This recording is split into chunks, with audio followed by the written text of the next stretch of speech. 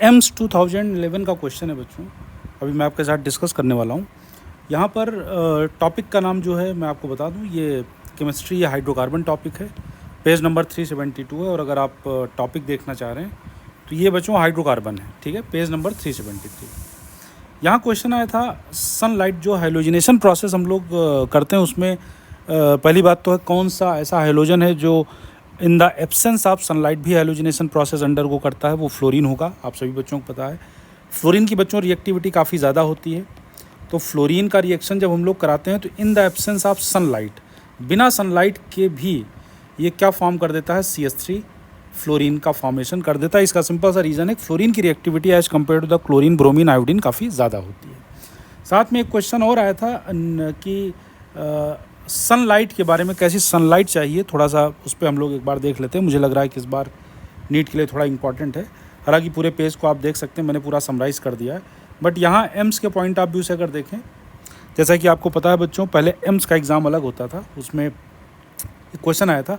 यहाँ अगर आप ध्यान दें तो halogenation takes place either at higher temperature. Halogenation कब टेक्स प्लेस होगा, काफ़ी ज़्यादा टेम्परेचर होना चाहिए, अराउंड 500 डिग्री सेंटीग्रेड के आसपास टेम्परेचर होना चाहिए, 400 से 500 degree centigrade, in the presence of diffuse sunlight. यही क्वेश्चन था एम्स का कि सनलाइट कैसी होनी चाहिए। आप ध्यान रखिएगा, नॉर्मल सनलाइट से हैलोजिनेशन नहीं होता। मान लीजिए आप ये सोचें कि हमने क्लोरीन और हैलोजन का मिक्स करके मैंने सनलाइट में रख दिया, नॉर्मल सनलाइट में, तो क्या वहाँ पर क्लोरीनेशन प्रोसेस या ब्रोमीनेशन या आयोडोनेशन होगा? बिल्कुल नहीं होगा बेटा।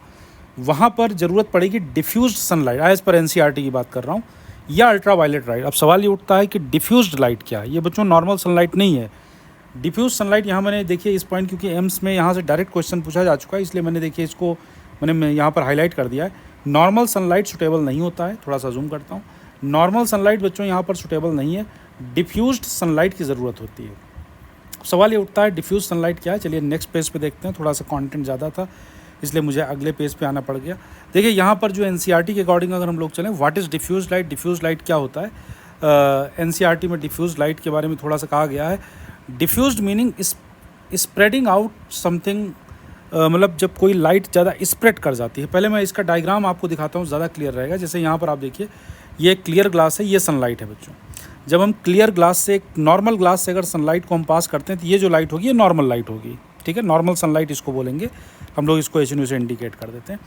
अगर यहाँ पर हम बात करें, यहाँ पर हमने डिफ्यूज्ड ग्लास एक खास टाइप का ग्लास होता है बच्चों, उसमें सनलाइट स्कैटर कर जाती है। तो यहाँ पर जब लाइट को हम डिफ्यूज्ड ग्लास से पास करते हैं तो जो नॉर्मल लाइट है वो काफ़ी स्प्रेड कर जाती है, स्कैटर कर जाती है। इसी लाइट को, सनलाइट को बोलते हैं डिफ्यूज सनलाइट। और हैलोजिनेशन प्रोसेस, क्लोरीनेशन या ब्रोमीनेशन या आयोडोनेशन प्रोसेस में इसी टाइप की सनलाइट का यूज़ किया जाता है, this is called diffused sunlight. तो इस चीज़ का आपको ध्यान रखना है। साथ में और भी बहुत सारे पॉइंट्स हैं जो आपको ध्यान रखने हैं। जैसे यहाँ पर अगर हम बात करें तो जब हम यहाँ पर लिखा हो जब क्लोरीन एक्सेस में लेते हैं तो यहाँ पर टोटल, जब हम लोग मीथेन का अगर क्लोरीनेशन करें तो बच्चों को कहना रहता है सब Cl2 का रिएक्शन हम लोग CH4 के साथ कराएंगे, CH3Cl बन जाएगा, HCl बन जाएगा। ये आप ध्यान रखिएगा बच्चों, ये तभी बनता है जब CH4 एक्सेस में होगा, ठीक है। जब CH4 एक्सेस में और Cl2 को हम लिमिटिंग रिएक्टेंट की तरह लेंगे तो ही बनेगा CH3Cl और HCl। अगर मान लीजिए आपने कहा साहब यहाँ पर Cl2 हम एक्सेस अमाउंट में ले लेंगे, Cl2 हम ज़्यादा ले लेंगे, मतलब ये हमारा कौन सा रिएजेंट हो गया, एक्सेस रिएजेंट हो गया, और CH4 लिमिटिंग रिएक्टेंट होगा।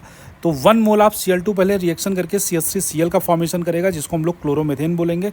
बट क्योंकि हमने तो Cl2 एक्सेस में लिया हुआ है, यहाँ पर मैंने मेंशन भी कर दिया है, तो Cl2 का सेकंड मॉलिक्यूल फिर से जाकर के CH3Cl के साथ रिएक्शन करेगा, यानी जो फर्स्ट स्टेप का प्रोडक्ट है उसके साथ फिर से एक बार जाकर के Cl2 का सेकंड मोल रिएक्शन करके फॉर्म करता है CH2Cl2, this is called dichloromethane. लेकिन क्योंकि क्लोरीन तो एक्सेस में है, so third molecule of Cl2 again reacts with the CH2Cl2। जो अगला मॉलिक्यूल है, नेक्स्ट मॉलिक्यूल CH2Cl2 का है, again reacts with the Cl2 in the presence of sunlight to form CHCl3, this is called trichloromethane, या इसको chloroform भी बोलते हैं। साइड प्रोडक्ट HCl है। लेकिन ये रिएक्शन कब तक चलेगा बच्चों? ये रिएक्शन तब तक चलेगा जब तक all hydrogen atom has to be removed. तो यानी कि यहाँ आप देखिए इस प्रोडक्ट में एक अभी हाइड्रोजन और बचा हुआ है, इट मीन्स लास्ट स्टेप में फर्दर एक क्लोरीन का मॉलिक्यूल इसके साथ रिएक्शन करेगा and it will form CCl4 या कार्बन टेट्राक्लोराइड। तो यहाँ पर हाईएस्ट परसेंटेज में CCl4 होगा, उससे कम परसेंटेज में ये होगा, सबसे और कम ये होगा, और सबसे कम ये होगा। कब? जब हम लोग लेंगे बच्चों Cl2 एक्सेस अमाउंट में लेंगे तो ये भी एक नीट का क्वेश्चन है कि कितने प्रोडक्ट बनते हैं। यहाँ पर बच्चों टोटल 4 प्रोडक्ट का 4 प्रोडक्ट का फॉर्मेशन होगा in the presence of excess of chlorine gas in the presence of sunlight. तो इस पॉइंट को आपको ज़रूर ध्यान रखना है, ठीक है। चलिए और भी कई सारे पॉइंट्स हैं, बट इसको हम आगे डिस्कस करेंगे आपके साथ, वीडियो ज़्यादा लंबा ना होने पाए। तो ये पेज है, आप चाहें तो इसका स्क्रीनशॉट ले सकते हैं, पेज नंबर 372 है। मेन पॉइंट्स मैंने लिख दिया यहाँ पर, जहाँ से नीट का क्वेश्चन आने की पूरी पॉसिबिलिटीज़ है, हाईलाइटेड है, आप चाहें इसको पढ़ सकते हैं, ठीक है। तो थैंक यू बच्चों, वीडियो को लाइक करिए, चैनल को सब्सक्राइब करिए और इंस्टाग्राम पर फॉलो करना बिल्कुल ना भूलें, PM Pankaj Mishra. Thank you बेटा।